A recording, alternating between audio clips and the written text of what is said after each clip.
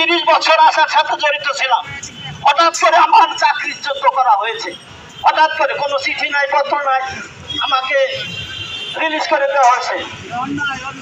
কোনো অজুহাত নাই, আমার শারীরিক সুস্থতা সবকিছু ঠিক আছে।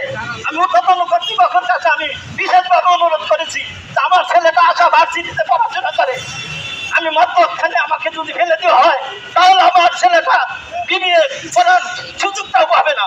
কিন্তু ঊর্ধ্বতন কর্তৃপক্ষ আমার কথা কোনো অনুরোধ মানে নাই, আমাকে সোজা পাইলট করে আমাকে আউট করে দেওয়া হয়েছে। আমার নাম মোহাম্মদ আমরাজ হোসেন মুন্সি, 154 কোড নাম্বার ছিল আমার, আমাকে আউট করে দেওয়া হয়েছে।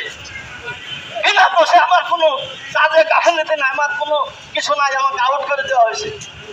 এখন আমার ছেলেটা এখান থেকে পড়াশোনাও ভালো মতো করতে পারে না, সে গার্মেন্টসে চাকরি করতে।